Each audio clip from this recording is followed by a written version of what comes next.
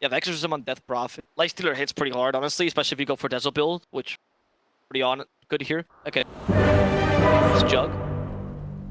I mean, what's the advantage here for ASM.GMB? I like their team fight a lot better, to be honest. I think Exo into a couple of stuns and a save is good if you're in a position to just run at enemy heroes, but versus a Wyvern into a Tidehunter, that's not really what you want to be doing. You also have some pretty good assault carries, right? Whereas Viking.GG kind of runs around Shad mostly. You have 2 physical damage carries in Juggernaut TA. That good synergy. You're right about the team fight as well. Like, I think your 5-on-5 is more solid. And then the subsequent push, even if slower, is pretty good because you have plenty of healing, which I think Viking.GG is lacking. Like, you have save with the Baron, but not so much healing as a Winter Wyvern plus Jug. And hell, Rubik can even steal that Aphotic Shield. My concern more happens around the lines that I thought Jug was pretty good against Lifestealer before because you Omni-Slashed, right? Obviously in the late game, yes, but in the mid game, as you Omni-Slash, and even if you infested someone to get away, then you can still Omni-Slash targets, right? But now that Infest gives you the extra HP, are you really going to Omni-Slash to 2 targets, the second one with that incredible HP bonus? What if you just infest the Abaddon every single time? Right, like what if you just bait out the Omni-Slash, you infest the Abaddon, and then... Or you Leshrac Yols, you have DP with Yols. Like, there's a lot of ways to make the Omni-Slash complete this game. Aeon Disc also. Yeah. No, you're right, and not to mention, I don't know how I've neglected to bring this up, but the Abba pick into the Tidehunter is also going to make these Ravages very difficult if you don't have either 1, a silence onto Celery, or 2, you've ensured that borrowed time is already procced. Otherwise, he will literally just borrow time and save one of his cores immediately. Not to mention, he might not even need to save Lifestealer. If Shad is not going to be, at the epicenter of this Ravage, he might just be able to pop Rage in time. So, you've got some counterplay despite having really strong team fight. Available to Viking.GG. That's something I do admire about this draft a bit more now that I think about it. That said, you're right about the 5-on-5 also being quite easy for Gambit to execute. So strong, guys. Right, so that's true. I think their lanes are pretty solid. I would still not give like an edge to Leshrac against TA. I think TA is good in that map.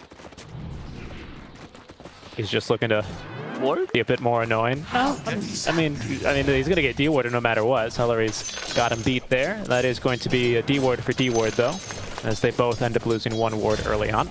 And funny enough, it's both mid wards. The only lane I think is really strong from Viking, like really, really strong is the bottom. I feel like Lifestealer, Abba versus Tide. But besides that, you can hold your own for the most part if you're Gambit. I can imagine Jug if you go for an early boots, and TP doesn't as early, but Kenzo knows how to build this. I'm worried about the top lane. I feel like if you kick the Jug super early, you start taking towers. I don't know how Gambit recovers, because once again, you have 2 carries. Yeah, and unlike last time, we've got insane tower push. I think the reason that Viking.GG were so hesitant, I don't dare call it slow, because I think they pushed when they could, is because they just didn't have heroes to do it, right? It was a Kesser Timbersaw, it was a Shad Doom. This time it's much different, all boosted here by the Curse of Avernus, so you're and they totally right. Pushed harder than Gambit, because that's one of the issues Gambit has had. And honestly, even before it was the squad, like they struggle sometimes to make plays very similar to Unique. Because CIS Dota very often it's just like constant fights, right? And oftentimes these fights don't lead to objectives necessarily. And it's one of the issues they have in activities, like how do I start a fight? They go for these big 5-on-5 lineups, and then the teams that succeed at using them are teams like Spirit, where they go balls to the wall and they'll smoke as 5. They go, you know what, I don't care, we're 1 level below, we're gonna go fight them. And they win those fights because they play those kind of lineups, right? But it's difficult to play that way. You need a lot of confidence and a really good map awareness. Celery is going to be able to, once again, just like last game, snag away the bounty, the water bottle rune here for Lorenoff. It's not going to bother him much. Would have been nice to get that little bit of bonus HP and mana, but the bottle's not yet delivered, so he's not really missing out on any refills here or anything. Just want to point it out, because we saw Celery do it last game as well on the Winter Wyvern. Speaking of Celery, he's holding on to the 2nd skill point here. I didn't mind him putting it into the Curse of Avernus and just looking to lane a little bit harder with Shad. But Shad is CSing pretty nicely here, 11-0, right? It's 11-1 now, so he can't really complain too much here. This lane, again, like you were saying, is not really all that difficult for him. I do like the Curse as well, but I'll refer back to what I've been saying, that like Europeans just don't like to fight as much in the lane. You're up against a ranged hero, so you're just chasing him out, whatever. If you have the Miscoil, you can help a Lifestealer with constant harassment of the Anchor Smash. Whereas if you have the Curse, you can either push the Tide out or you don't. Tribute to my house. And here, Celery, he knows he's strong enough. He goes and blocks the camp. He's stopping the Tidehunter from recovering in a different way than just pushing him out of the lane. I think it's all right. It's another way of approaching the game. I don't think either is correct. Nice job there. He's totally fine, quote unquote, wasting that 50 gold because it does get dewarded immediately, just to make sure they can't, you know, do anything too efficient here on the Rubik. Because now with this Rubik, is not going to be feeling super strong. I like the Rubik's chances of rotating mid eventually, maybe around the 6-minute mark when, you know, we will see a little bit of skirmishing for a power rune. Because displacing the Leshrac, especially down into the river, despite having good move speed, TA just needs to have her targets in range, and usually she can pop them no problem. I am surprised though by Seller's movements to a degree. Like, he's going mid a bit more. I guess he's trying to give Boom a bit more help with the miscoil. It'll help, but now Lifestealer is kind of alone. And what could have been a really good lane is kind of even. They haven't really crushed the Tide. They'll have more impact in the mid game. I mean, Kiz is doing the same thing against Juggernaut. She's having a fine time, but obviously I would expect you to play a bit more aggressive. See Seller there, securing runes and everything. It does seem like that's not really the biggest concern. As Kezu top lane, he's got to suck off a melee creep here just to make sure he can stay alive. Now looking to turn. There's going to be the Spirit Siphon on to Dream. Pops a big old stick, though. That'll get him at least underneath the tier 1 tower. Viking GG then going to go ahead and return to CSing, as it's going to be Aina healing up Dream with the healing self. It's a clever way to stay alive, actually, against the Blade Fury. If you see Kezu, he didn't actually rush those boots. Now he finally got him, but he went for a couple intermediate items, a bit of heal, etc. to help him out more in the lane, which is better when it comes to the CS department. And as long as you have a way to deal with that Blade Fury, you're good to go. So I actually like this. Because the Spirit Siphon was probably something he had in mind. Just Spirit Siphon and meta creep, and you'll be able to last the level 2 Blade. Once he hits level 3, boots are up, and since DP has a more faster natural movement speed, good to go. Afterlife is getting really quite a bit out of this lane. He's up to 9 denies already, which is fairly impressive. I mean, he's keeping just about even here in terms of CS when it comes to the actual last hits. He's doing a pretty darn good job, and this time Gambit are going to be able to return the favor. Last time, I believe it was Aramis who managed to place almost this exact ward down. He instead put it onto the staircase to scout early rotations, as well as kill the courier. And that had the full phase boots for Shad in them, so he's not going to have this bonus armor versus Afterlife, who now has got level 3 Anchor Smash. So this is going to help Afterlife a little bit more. They're going to win this lane a bit harder. Lornoff is in trouble. They're body blocking him too hard. Lornoff's going to die to Boom. Very good rotation, not only around the 5-minute catapult, but also around the level 6 on Boom, which is a huge power spike, obviously, for the Lesh. And you see both supports giving the liberty to rotate because, honestly, both their cores are doing fine. This is the advantage that the good Lifestealer matchup gives you. Even if Tide is getting some farm, you'll be able to buff your mid. That's going to work out for you. Immersion taking a bunch of damage from the creeps here. Celery, unfortunately, the Curse of Avernus can't help this push too much. If you had the Curse, they could have done a bit more to the tower, but instead, you know, you just walk around helping your teammates heal. Well, we finally gotten at least one hard camp to stack. The Ancients were denied yet again as Aramis just walks on over and hits the Rubik with the Impale, triggering the Ancient creeps to attack once, but of course they stop to attack. They can't walk and shoot them at the same time, and that stops the block going. So just continuously, I should say. Oh, actually they did stack both, pardon me. So they did not fail to stop them here. So that's the first time we've been able to double stack here at the 6-minute mark. Top lane, Dream getting ran down. It's got spin. Kezu's looking to force it from him, and just might there with that last bit of Spirit Siphon, that last auto attack and damage is not going to be nearly enough, but it does force Dream out of lane. We're rapidly approaching level 6 here for Kezu, so he's going to pop that Clarity and look to have an Exo ready to go to try and siege this tower. Mid lane, we're doing the same thing with Boom at level 4 Edict already, and again, Immersion's doing whatever he can here, but he can't clear the waves fast enough. He's level 2 on the Rubik. So he's just not really gotten anything out of that bottom lane. Lornoff at the very least is going to be thankful to him, as now there's a third stack of Ancients for him to farm to accelerate the TA's game. Yeah, well, you need both Lornoff and Dream to come online. I guess if you go for the Dragonlance build, maybe you'll be a bit faster this game, but it does seem like the early game is completely in G's control. Dream, nice and Veil. They have a Split Earth as well to combine this, but not in time. Doesn't matter. They just burst them down with Exorcism and Diabolic Edict, both of which pierce that magic immunity, and now they can try to take a tower. They've already taken mid, so top is the next objective anyway. What are you going to do? Like, how do you defend against the Leshrac DP? The batter's not even needed. I don't think you can. I mean, not with these skills anyway. Like, you can stop the passive push here with the Splinter Blast. We don't even have a single point in Splinter Blast, by the way, here for the Wyvern. I don't think it's the worst idea out from Eine. You do stop a lot of this physical damage from coming through. That will be courtesy of the Lifestealer and the Abba, but there's still issues with it. Dream, he's got to be careful here. He's going to spin the wave down. Boom is more than content to run him down. Another set of Edict explosions here are going to clean him up rather quickly. Down goes the tower. There's a bit of healing. Kezu, though, yeah, just going to go ahead and kill him off with the Grip Swarm. The stun is not going to find Dyna, but it's just going to be Boom to run him down as he tries to crest the trees in order to escape, but will be cut down. I'm not sure about that second Golden Brace, but I'm not even sure about the second point in Arctic Burn either. I don't see what Arctic Burn does against Viking GG's, not because they already have to dispel the pattern. Remember that unless you get the Axe, it can't be reapplied, so you dispel it once, you're good to go. And the Golden Brace, you can just be run down just like this. They have so much magical damage on Viking GG. The only hero that doesn't do that is Lifestealer, but Lifestealer will just change targets and attack something else. And with Gold Frenzy, it'll be super easy to just lock on to something else and murder it. Yeah, very true. I mean, the lane's been easy enough for him. He did take that one safety point in Rage at level 4 for a 1-2-1 build, I want to say, at 4.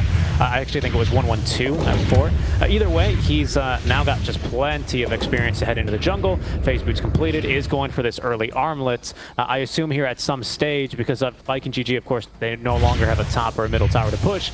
If they want to, we'll just farm their way down bottom and look to stop really what's been the only glimmer or successful lane here for ASM.GMB, which I would say is the Tidehunter. TA, her farm is decent, but that's come at the sacrifice of Rubik, who is still level 4, 4.5 minutes in. Yeah, that Rubik really needs some levels. You gotta give him the tome now. You gotta give him the tome, and you gotta hope that, I mean, the Abaddon is more or less at his own level, but he's a 5 who doesn't really need the level 6. Just save for himself. Whereas the Rubik, he needs to get online. Like, nobody's online for ASM.GMB. What do you play around right now to make you space? The Tide? Tide's not good at doing that. Like, he can be a tanky creep and just go in the middle of a lane, but difficult against a DP Lesh.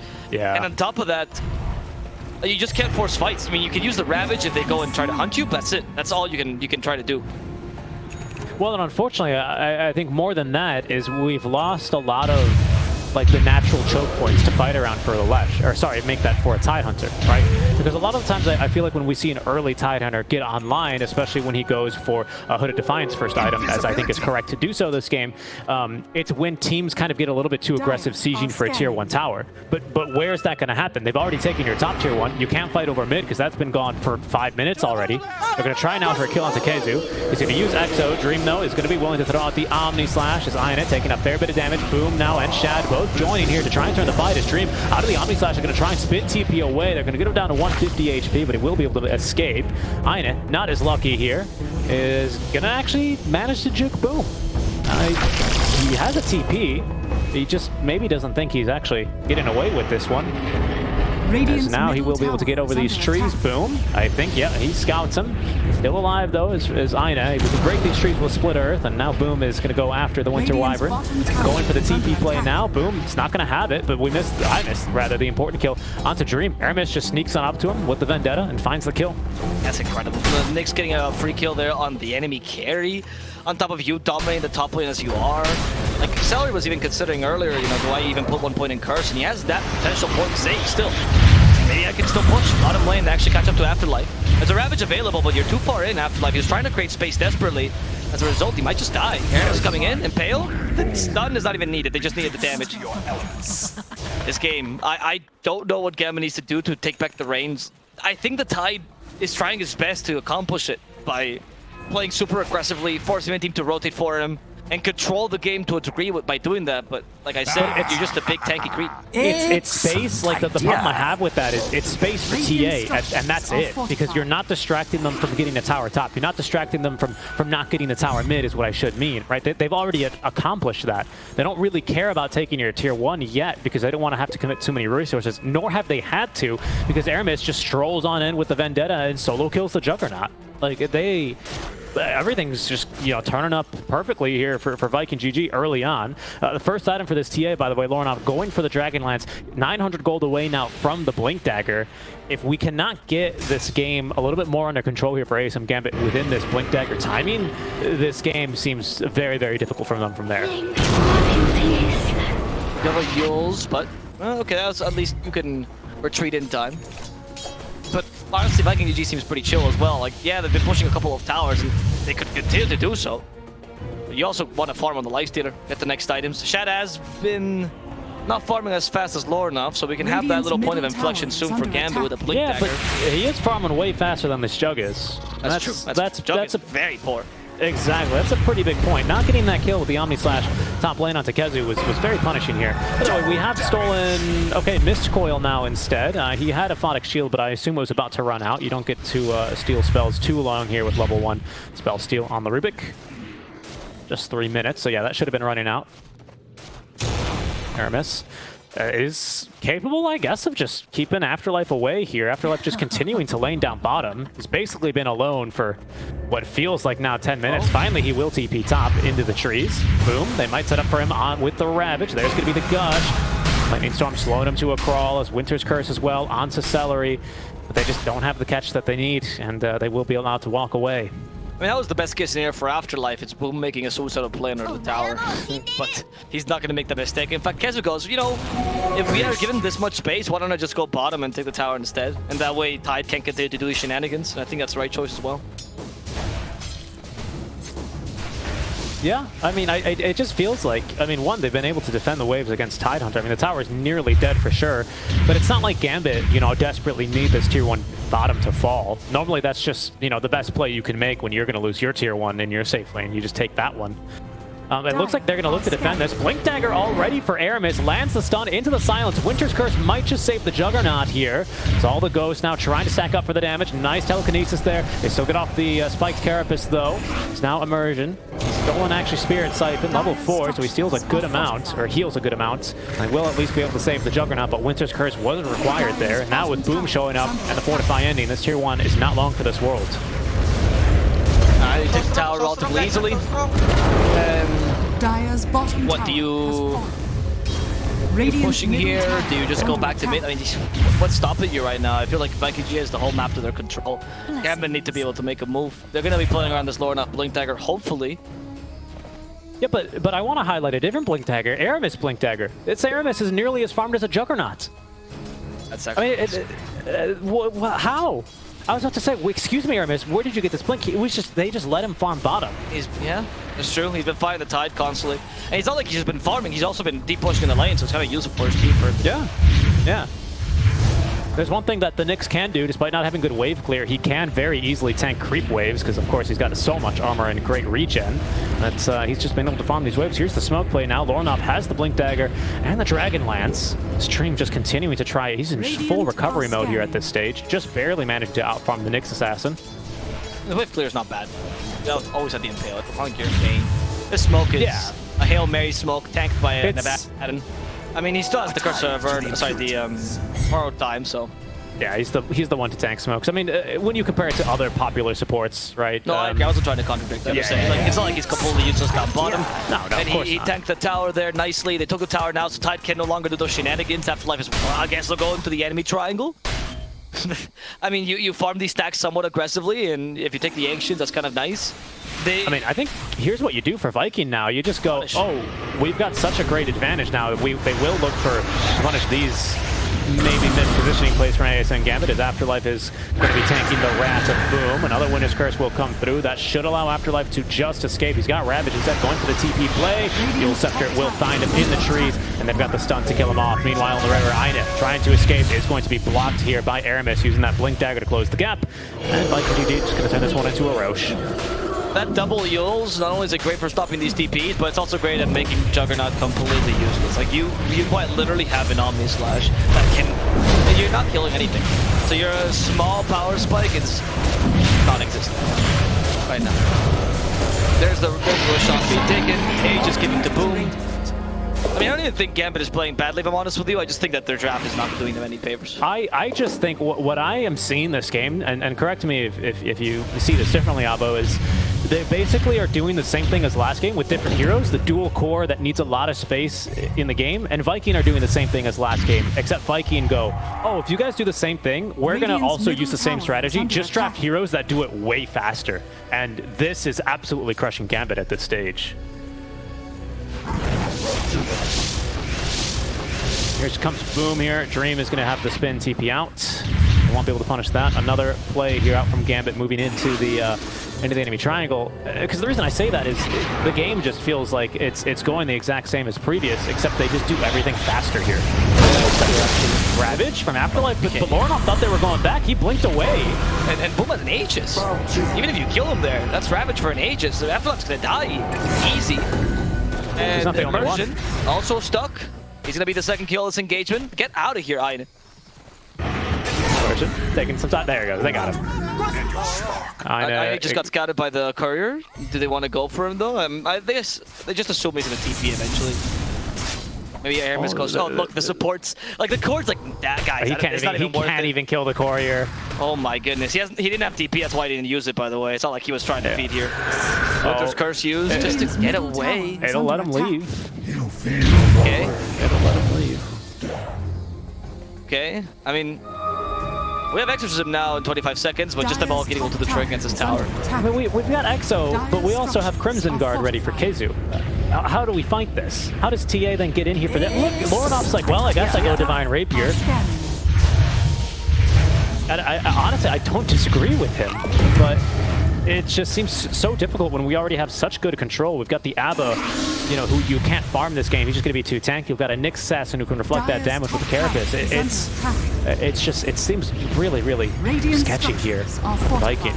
For ASM.GMB, as here goes Viking taking that tier 2 tower top. Dire's top tower. The tower ticket for free. Shad's kind of questioning his existence. Like, why am I even...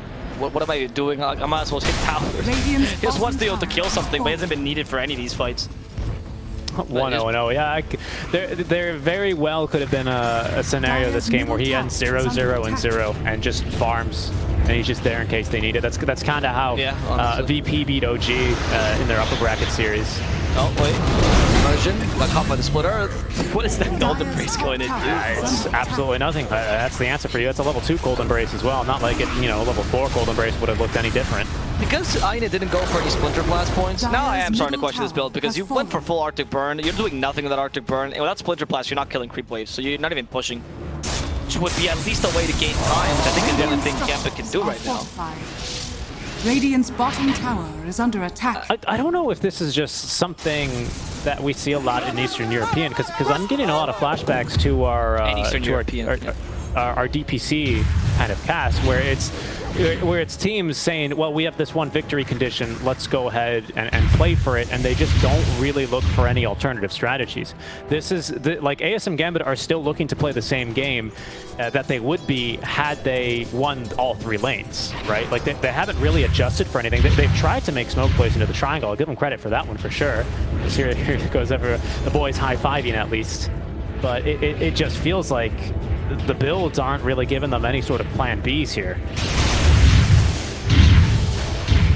It's we win or we lose around the dual core strategy, and so far in both games it's been, I mean, in this one as well, it's looking more lose. Dream, at least he's got Maelstrom now, about to finish off this Magicite, or at least approaching it. Lornoff is what, 1,400 gold away now for the relic for Divine Rapier. Maybe that's the item that turns this game around, but without BKB, he might struggle to be able to get the damage out. Under attack. I don't know. It's 11-0. Dude. I haven't seen Gavin make a play this whole game. I'm trying to see this from their perspective and be like, what would I do if I was Gambit? But GG, honestly, is what I would do at this point. I'm trying to go for Celery. He's fine. They killed Dream for free. I don't. Did he TP there? I guess he did. Honestly, I was not expecting him there. He did TP in. Look, they're chasing after Afterlife. Afterlife. Are you going to use your Ravage? No. Anchor Smash dispelled by the Rage. He's thinking of the Ravage. Don't use it. Now they're going to stop him. Yep. Okay, they at least TP Aine away, but Boom's Aegis is reclaimed. It just, I mean, 10k net worth lead. Dream, unfortunately, 0-4-0 on the hard carry. Lornoff is now just 2 creep waves away from Divine Rapier. A little bit more, actually.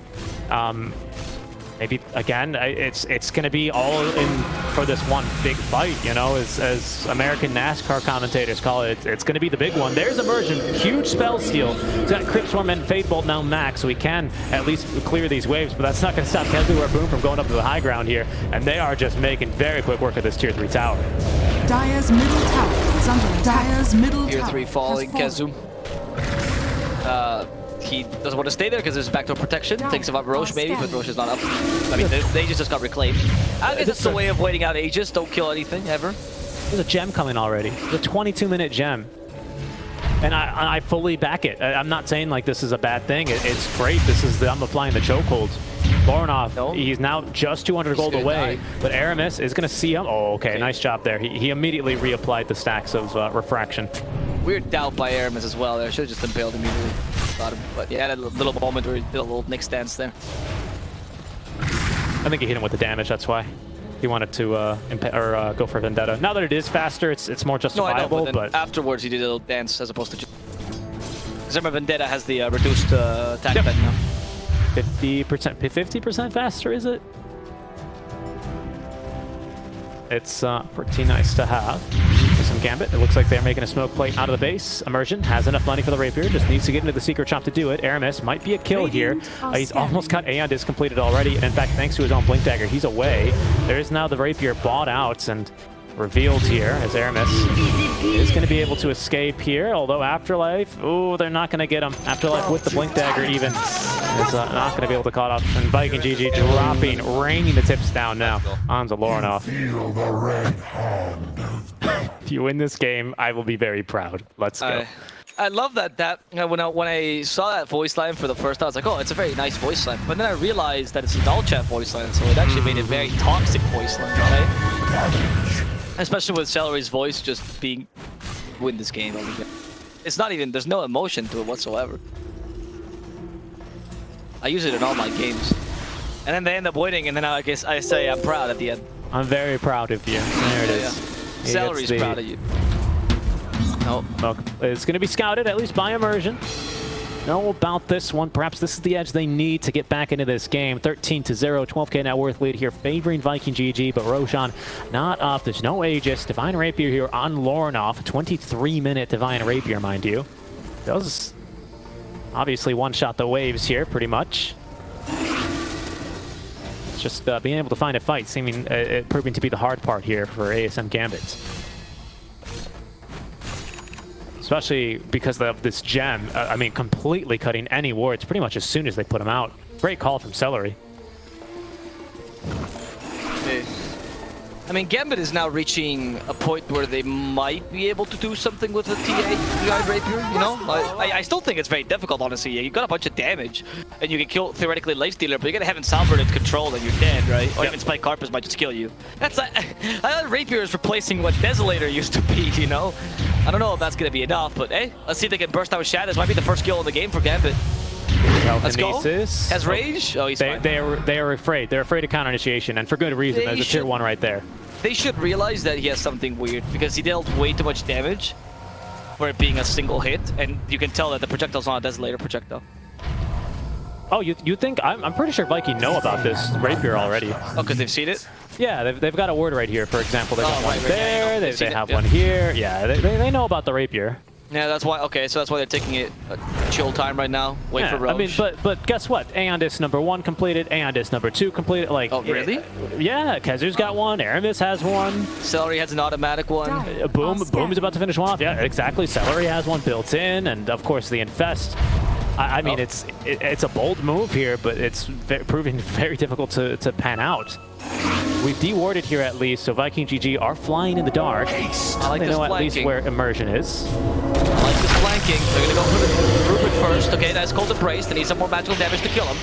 Chat, like I said though, just go for something else. Disarm to stop the Rapier from being too effective. Immersion, still enraged. There's KheZu chasing after Aina with a bunch of gold. We do have a Winter's Curse, Ravage as well. Ravage has been used on KheZu. Any damage, but they're in the high ground. Aeon Disc. There's Aeon. Now forced out KheZu. Winter's Curse, but not going to do anything. Immersion dies to the Ghosts. As I talked about in the draft, Leshrac, if you cut the Winter's Curse, you're never going to kill your teammate. You deal nothing. They're just going to use the rest of this. Well, there's nothing really left of this Exo to go Roche with, but they'll go there at least. Kind of still a win for ASM.GMB, but unfortunately, Roshan is up. They just don't really seem to be in a position to contest it, especially without the Ravage. Or at least you get Aeon Disc, but not much else here on that fight, especially for using two of your big ultis here. Roshan number 2, Aegis, Cheese, and Shard. I mean, I suppose maybe you give open wounds here to the Lifestealer just so he can use something to slow down the TA. I like the splitter shard more, so you're going up. Okay, alright, they're gonna give the open wounds, you're right. I like the splitter shard more because you can go uphill anyway, and that's your next objective, but I guess it's just so easy regardless because you craft. Yeah, plus you've got, what, 2 Aeon Discs, an Abba, a Lifestealer. Like, you just charge right up there. I don't think you're really too scared about this defense. I mean, Dream, what has he got at least? Manta style, right? We've barely seen much of him. That's absurd. If Shad needed that. Now you're not gonna kill him ever. I mean, yeah, BKB now, Lornov. I think, yeah, I'm so strong. I think if there's ever a chance for you, it's this one. Invisibility. Do we have the Aeon Disc on Boom yet? He's close. He's close. Plus, I mean, with Aegis, right, that's going to be his Aeon Disc for now. Eul Scepter is not a bad item to have versus a hero that with an exceptionally slow projectile, such as the Templar Assassins, definitely below average. I mean, it's just everything here onto Lorinov. He's got BKB now on top of this Divine Rapier. But the farm is really just kind of being all loaded onto the Lorinov wagon at this stage. Talk about trusting your new teammate, huh? Yeah. I mean, I don't know if it's do they trust him or they've been forced to trust him because Dream is never getting online this game. Viking UG seems pretty confident just going uphill. There they go. At this point, getting online for Dream is a dream. I see what you've done there. Yeah. That's how long this game has gone for, dude. Oh look, Boom is back on the Aeon Disc for later. Okay, is that that is the Holy Locket ready to go. ASM.GMB, they've just got their second. Oh no. Okay, they move Lord up here, the game is over. That's the ring to the ground. Basher's ready. He's out of mana. The other's getting popped. Omni Slash ignored. Actually, go for Einit. Lord up will survive. Einit dies to the ghost and the infest damage. Dream is capable of at least getting out, but those exorcisms, those ghosts are attacking the buildings now, and that was the objective all along. If you couldn't kill Lornov, just murder the buildings, they can't run away. Shad keeping Einit at bay with the open wounds. Kezu with the same positioning appropriately. With a Ravage unavailable due to the silence. Afterlife goes in. Ravage in the backline. We have so much save. And Afterlife's Ravage just got immediately cancelled. Dream wanted to join, but it was useless. They actually killed Einit. Instead, GG. GG. GG. 16-0. 16-0. I think this is perhaps maybe the fourth game in this patch where we've had just complete domination into the total sense where it's no kill.